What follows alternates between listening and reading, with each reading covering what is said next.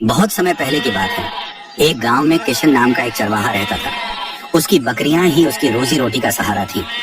हर सुबह वो अपनी बकरियों को जंगल में चराने ले जाता और शाम को उन्हें साथ लेकर घर लौटता। मगर एक दिन उसकी एक बकरी वापस नहीं आई।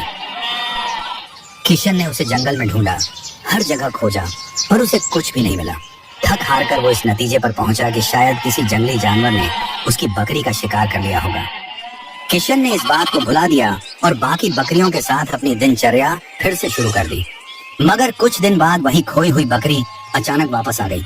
बकरी को देखकर किशन हैरान तो हुआ, पर उसे देखकर खुश भी था कि उसकी प्यारी बकरी किसी तरह लौट आई। उसने बाकी बकरियों के साथ उसे भी अपने झुंड में शामिल कर लिया। इसके बाद एक अजीब सिलसिला शुरू हो गया। अब हर रोज एक नई बकरी गायब होने लगी। किशन की परेशानी बढ़ने लगी क्योंकि बकरियां उसकी जिंदगी का सहारा थी। हर दिन वो सोचता कि आखिर उसकी बकरियां कहाँ जा रही हैं। कई बार उसे लगता कि यह किसी जंगली जानवर का काम है, पर जंगल में उसे कोई भी निशान या सबूत नहीं मिला। किशन अब और भी चिंतित हो गया था। उसने ठान लिया कि अब वो यह राज जानकर रहेगा। उसने सोचा कि अगली रात जंगल में छिपकर बकरियों पर नजर रखेगा और पता लगाएगा कि उसकी बकरियां कैसे गायब हो रही हैं। रात हुई और किशन ने एक ऊंचे पेड़ पर चढ़कर छिपने की तैयारी की। उसकी आंखें बकरियों पर ही थी। आधी रात के समय अचानक उसने देखा कि वो बकरी जो कुछ दिन पहले खो गई थी और बाद में लौटी थी, अब धीरे धीरे बदलने लगी। किशन का दिल तेजी से धड़कने लगा।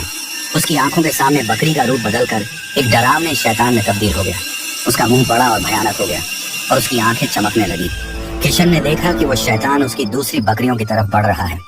उसके पास पहुंचते ही शैतान ने बकरी को अपने पंजों से पकड़ लिया और उसे फाड़कर खाने लगा। ये दृश्य देखकर किशन के रोंगटे खड़े हो गए। उसने सोचा कि अगर वो शैतान उसे देख लेगा तो उसकी जान भी जा सकती है। मगर उसकी बकरियां उसकी आंखों के सामने यूं मारी जा रही थीं। ये देखकर वो सहन नहीं कर पा रहा था। किशन ने अपनी हिम्मत जुटाई और चुपचाप शैतान की हरकतें देखने लगा। उसने देखा कि शैतान ने एक बकरी को खाया और फिर अचानक से अपने पुराने बकरी वाले रूप में बदलकर बकरियों के झुंड में वापस आ गया।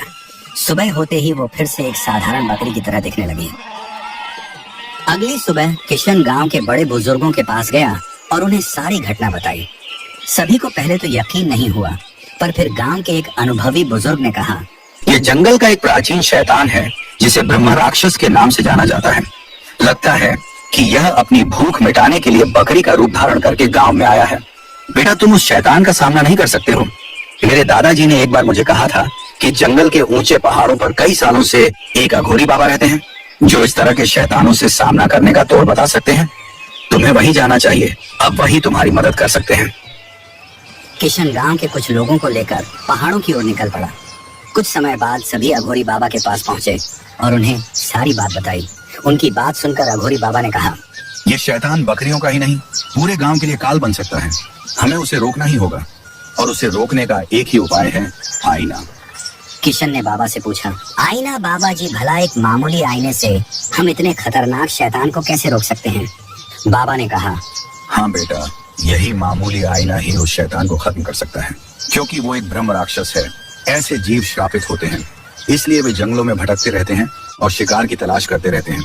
इन्हें श्राप दिया गया होता है कि ये कभी अपने छवि को अपने आंखों से देख नहीं सकते। जिस दिन उन्होंने अपने छवि को देख लिया वो उसका आखिरी दिन होगा।